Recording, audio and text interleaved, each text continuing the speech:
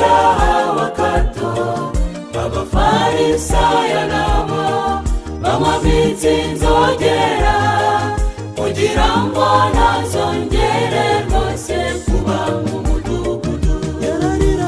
Yarariraga yaratakaga ahura n'umwami Yesu maze aramukiza, kuko umwami Yesu agira imbabazi.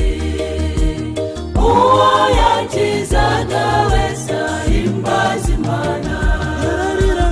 Yarariraga yaratakaga ahura n'umwami Yesu maze aramukiza, kuko umwami Yesu agira imbabazi.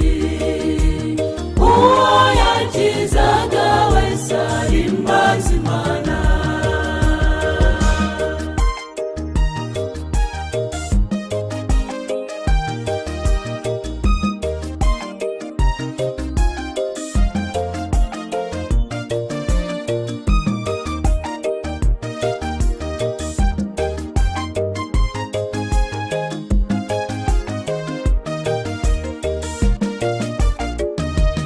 Abafarisayo ngo babyumve bagira umubabaro, kuko babonaga abantu barushaho kumusanga.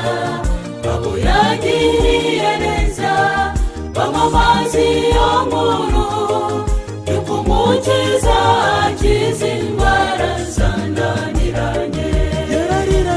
Yarariraga yaratakaga ahura n'umwami Yesu maze aramukiza, kuko umwami Yesu agira imbabazi.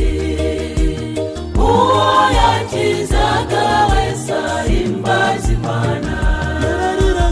Yarariraga yaratakaga ahura n'umwami Yesu maze aramukiza, kuko umwami Yesu agira imbabazi. Uwo yakizaga wese ahimbaza Imana.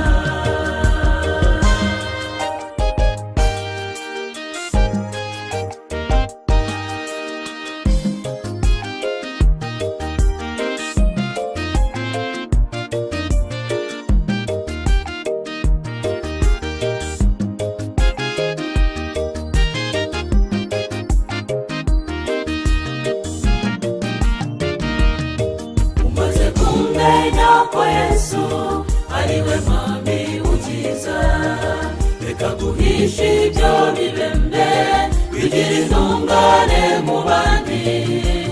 ibicumuro wese reka bibabarirwa, ariko ubyatura kabireka habwa ubugingo. reka kurira kandi Yesu mwami ahari, uganyira ibikugoye maze abigukize. Ibibembe byawe arabigukuraho, uyu munsi nawe utaha uhimbaza Imana. reka kurira kandi Yesu mwami ahari, uganyira ibikugoye maze abigukize.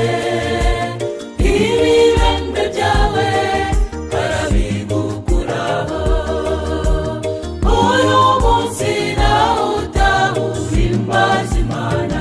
reka kurira kandi Yesu mwami ahari, uganyira ibikugoye maze abigukize.